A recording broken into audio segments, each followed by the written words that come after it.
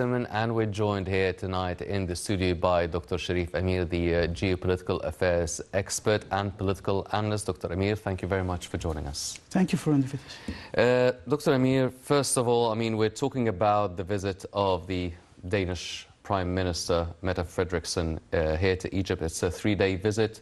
They spoke, she spoke with President Sisi on a number of files, but this visit coincides with the 65th anniversary of establishing diplomatic ties between Egypt and Denmark. So before we start talking about the details of the issues being discussed, how would you describe the history of the relations between Egypt and Denmark? Well, we all know that our relations with the whole Scandinavian part is very positive because there is so much differences between Scandinavia and the Middle East. So we had many things to exchange, many things to discover. Of course, we all know that the Egyptian civilization was always something very attracting for the whole European hemisphere. Then, when Denmark became member of the EU, of course, we had to have good relations with everyone, especially these countries who are rich countries, and they have a say in everything. And then we had to work in the atmosphere of exportation and commerce. I think that Egypt at that time was very keen to create this this kind of ties with all the Western Bloc at that time.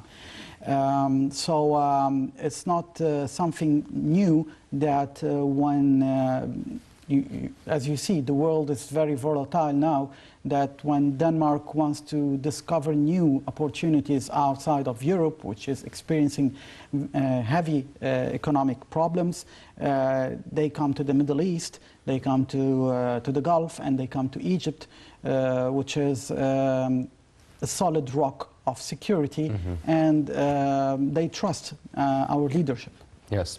Well, Dr. Amir, it seems that one of the issues that the President always discusses with other foreign leaders coming to visit Egypt, especially European leaders, they always talk about illegal migration and human trafficking, and President Sisi spoke about it in his joint press conference with the Danish Prime Minister, and she also mentioned it a lot. Now, since 2016, no boats have crossed the borders from Egypt into any European country. So why is it so complicated for other countries to really control the illegal migration taking place through the Mediterranean Sea? How come, or how can Egypt really lend its know-how or expertise of actually eliminating any illegal migration from its borders to the European continent? Well, in this specific issue, there are 3 main elements. The first one is the political will. If the country is willing to fight this organized crime, I think that Egypt was the only one in the Mediterranean, southern Mediterranean, and I'm not in the northern Mediterranean as Turkey. We have seen the blackmail.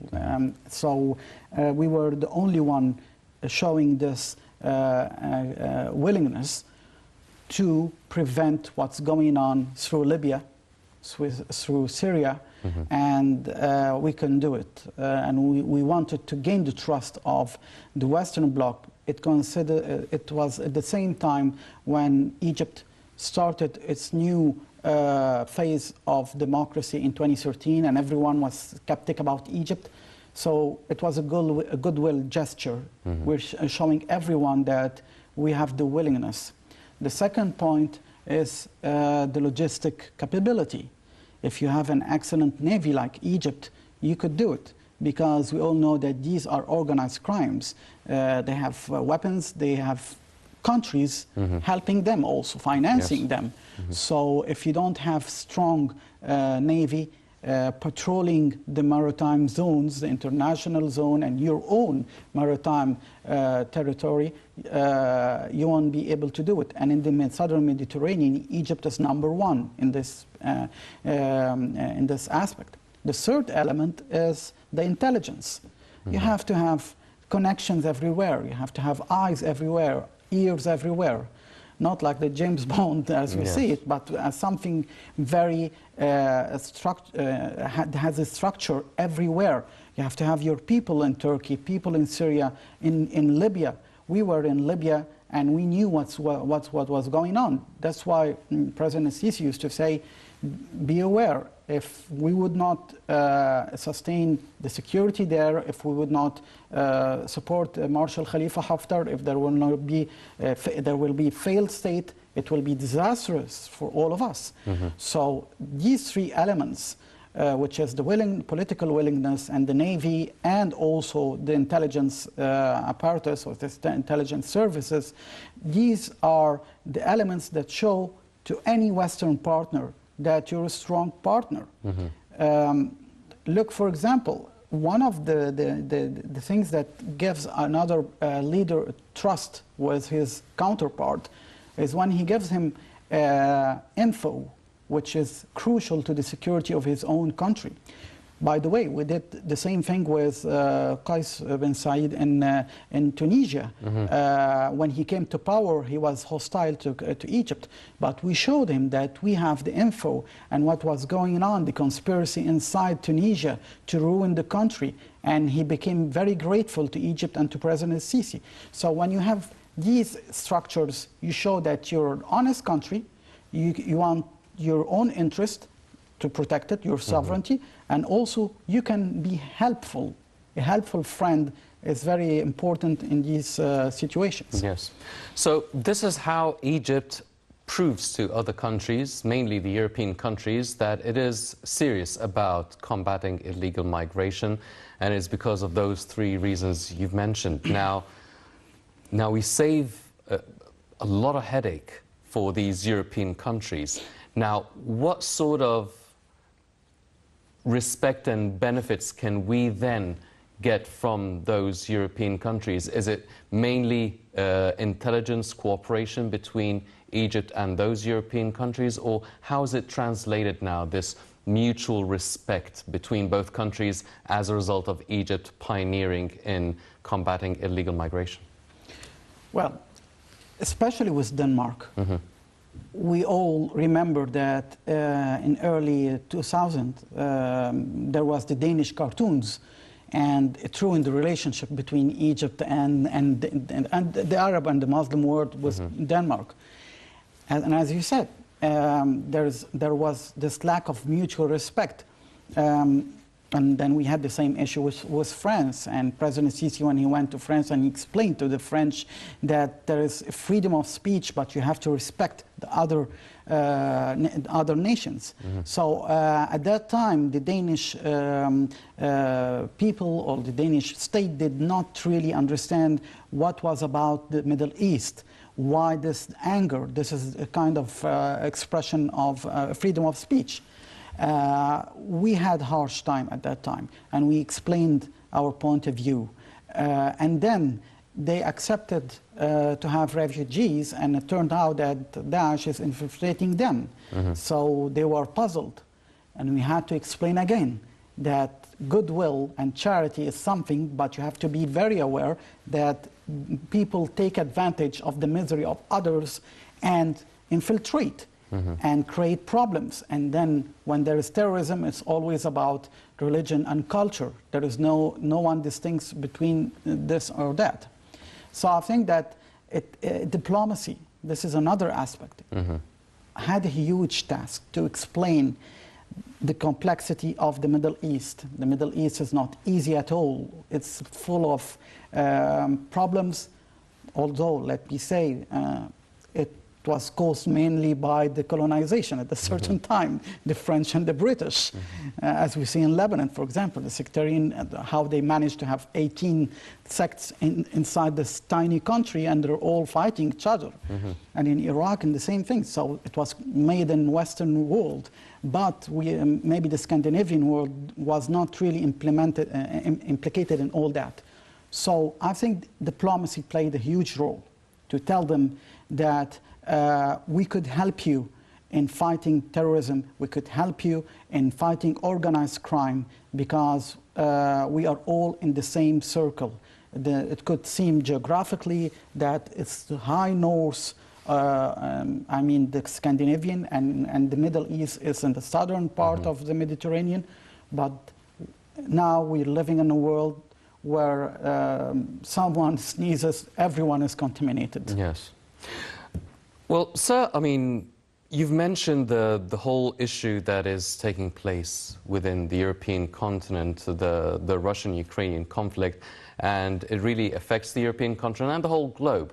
Now, President Sisi has mentioned repeatedly the Egyptian stance regarding this, which is looking for a diplomatic and peaceful solution, ending the violence, not really taking harsh or extreme sides in this conflict.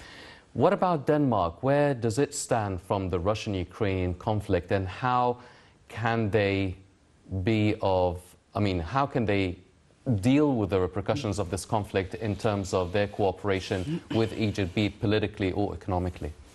I think that the Danish they listen today to President Sisi, and I think they will have to readjust their policy towards this conflict.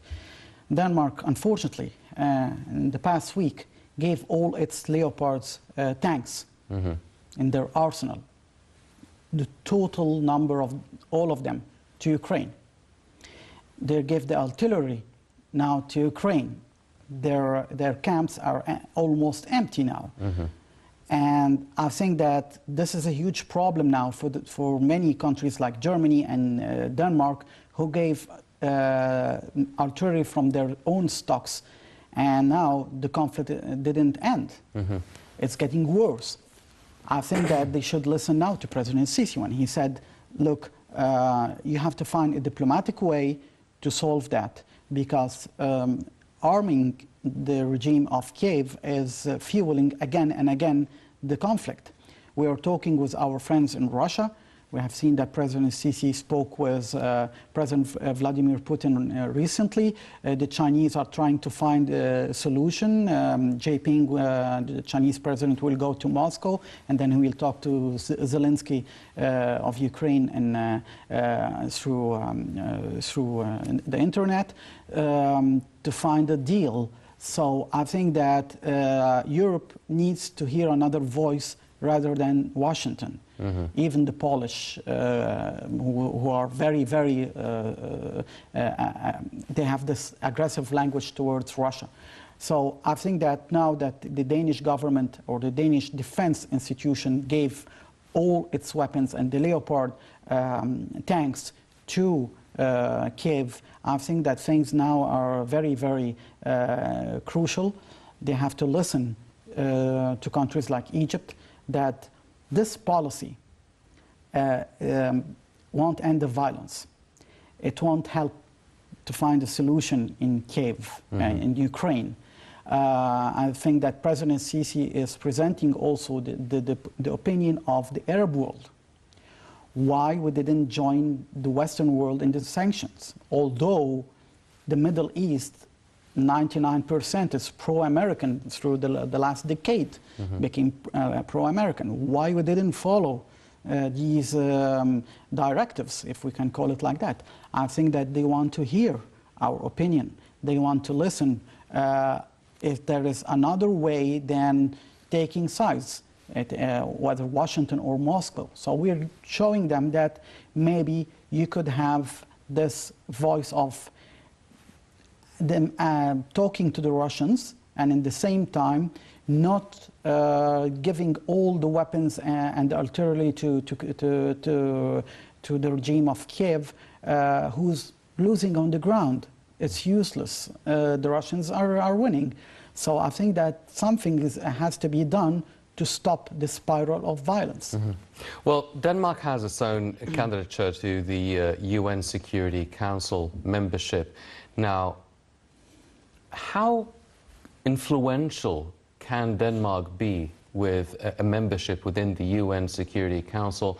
And as you've mentioned, I mean, not just Denmark, but as you've mentioned, Germany, a heavyweight in the European continent, is really taking a strong side for Ukraine. I mean, can they really stand up against a Washington stance in terms of supporting Ukraine and prolonging really this Russian-Ukrainian conflict? And where does Egypt, how can Egypt be helpful in the candidacy of Denmark being in the UN Security Council?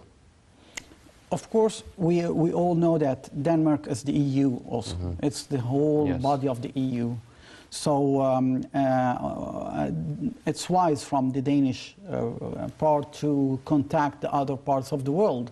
If they will have this place, they have to listen to Egypt, to have to listen to Turkey, to have to listen to the Gulf states, to Israel, to Iran. You have to listen to everyone, because once you have a place, a chair in the UN, you have the responsibility of being wise. You don't take sides, and you have to be very clear about your stance.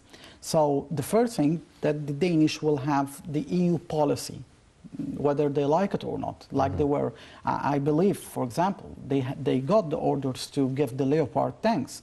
So there is this lack of, I don't want to call it lack of sovereignty, but they're under the control of the EU. So the EU gives the foreign policy, gives the instructions. This is the first thing. The second thing, of course, is that they should listen to the leaders in the Middle East, leaders like President Sisi. They had many wrong ideas about Egypt's new era after the 2013 revolution, the 30th of June. And they got this idea of a coup and all that. But after that, they discovered, no, it was the choice of the people. And the infrastructure in Egypt improved.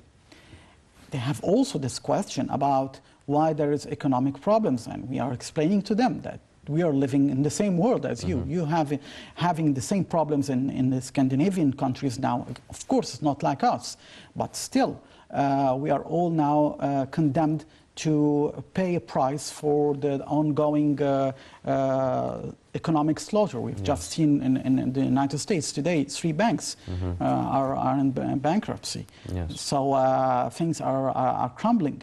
So I think that we are now telling the Danish part that you can count on us, a country like Egypt, on many opinions. When, for example, there will be a problem in Africa and they have to say something about it, they have to have friends in Africa to give advice about it. They also talked about the human rights file, and both countries, Egypt and Denmark, they shared and agreed upon Egypt's vision regarding this file.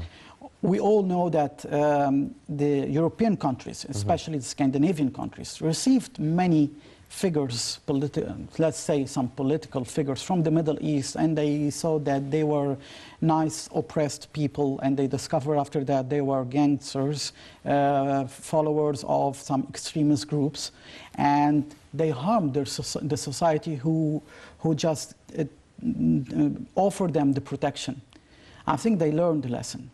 They learned that they were playing with fire with these people. They got the funding, they got all the opportunities to voice their opposition, and after that they were violent people. So I think that they know now that they shouldn't trust anyone who comes and say, I'm oppressed in Egypt, I'm oppressed in Syria, I'm oppressed elsewhere, and they have to ask, what did these people do? And they will find their violent past. They will find that these people were traitors to their countries. So I think that they exchange about these topics in Egypt. Of course, there is also this definition of human rights between the East and the West. But when let's see, when we had this fight against terrorism, I was in France and I saw how the French, suddenly when they were hurt by terrorism, they became like every country in the Middle East, was martial law, was banning any gatherings, and no one said it's against the human rights or freedom of speech, because it was the security. So I think that the Western world now understands more what's the definition of human rights. Yes. Well, another topic that has been discussed between President Sisi and Danish Prime Minister Frederiksen was the Ethiopian Renaissance Dam. And it seems that in any meeting, in any gathering between President Sisi with any foreign leader, or Foreign Minister Sameh Shukri meeting any of his counterparts in any gathering or any country, the issue of the Renaissance Dam and finding a legal and binding agreement regarding the filling and operation of the dam, this topic has always been discussed, and it's a topic that has been on the agenda, on the Egyptian agenda since 2011.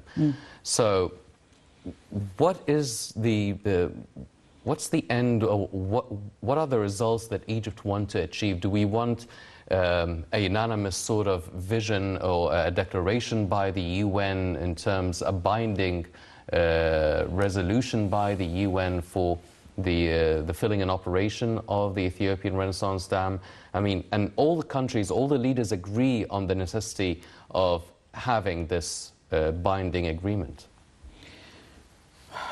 We all know that the Renaissance Dam is an international corporation.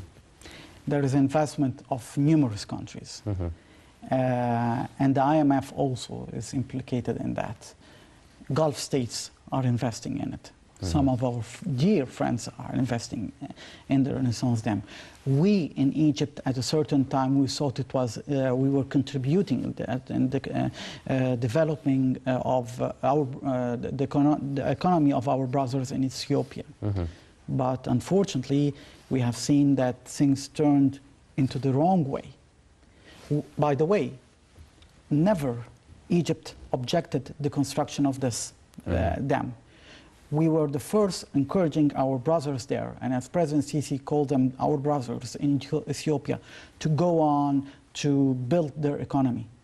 But we saw that they will respect, and I don't mean by that the Ethiopians, I mean the regime. Yes. We thought they will respect the international accords, the regional accords, the African Union decisions, and unfortunately it was not the case. Things should, at that time, changed, literally changed. They hide, for example, the secret of the constructions, the filling. We discovered there will be this filling. We were contributing in their prosperity, and they were hiding another plans. Let's say if we have the goodwill that they were manipulated by some of our outside enemies, but nevertheless, they have to be frank with us. They should abide to these accords. So I think that, as we said it before in Egypt, the Horn of Africa would pay very, very heavy price if Egypt's water resources would be harmed. And of course, for Europe, they don't need a new conflict anywhere else. So I think that we have to have the backing of these countries whenever the file will be open again in the UN. There is another point, if you permit, we speak about the economic part. Yes. The Europeans are aware now that the eastern part of the world are getting rid of the dollar as a currency. And they're worried about their currency. Denmark is like Sweden, and they're in the euro. Norway said no. Norway is not part of the euro zone because they're very rich, and they knew that it won't be in their interest to be in the eurozone. So I think that the Danish are worried also. Well, if you're going to get rid of the currency, the main currency of the dollar, and then you join the BRICS, for example, you join Shanghai conference, for example, any regional, what the eurozone would be. Can we trade with the Are you going to change your economic policy to trade with your own money? I think they were a bit worried about our future economic plans. Yes. Well, is this why the President also spoke with the Danish Prime Minister Frederiksen regarding the Suez Canal Economic Zone and the prospects of having industrial zones, opportunities? And it's something that the President did with the Danish Prime Minister, with the United Arab Emirates high-level businessman delegation, also with Uzbekistan, also with the Qatari businessmen, also with Croatia. So is the Suez Canal industrial zones, does it show a way out for the European countries and even Middle Eastern countries, a place, a fertile soil for investments and markets? Well, let's say also about the Western Bloc, they are worried that the sector of the Suez Canal is under the Chinese microscope. The Russians were interested about it at a certain time, but now the Russians are focused on the nuclear reactor in Daba. And this is, well, this is a huge plan. So it will change all the dynamics in the Middle East, especially that there will be Russian experts also present. So the other piece of the cake, as we can say it, for the investment is the Suez Canal. And I think the Chinese are willing to build factories there. So this would be a huge blow up for the western part. We're not taking sides against anyone. But as President Sisi said it numerous times, we have our interests first, our sovereignty should be respected, and we are friendly with everyone. If the Chinese will offer a quick, rich plan, why not? If the Emiratis will do it, why not? This is the free economy. We are in a free economy world. Why wouldn't we enjoy that? Especially that we have a plan that this would be a very prosperous region. But let's not forget that also that it's very sensitive for Egypt, the Suez Canal, and the region surrounding it. It's high potential military and strategic point. We have all this coverage about the economy, but inside the roots, it's also strategic. So we're studying very well who have the plans and why. And I think we won't give a huge portion to one side. We will make the partition. Well, ladies and gentlemen, it's not just about bolstering the Egyptian-Danish relations, but also the Iraqi-Egyptian relations. This was in light of the recent visit by the Iraqi Prime Minister Mohammed Shia Sudani, his first official visit to Egypt as Prime Minister. Let's check out this report and we'll be right back.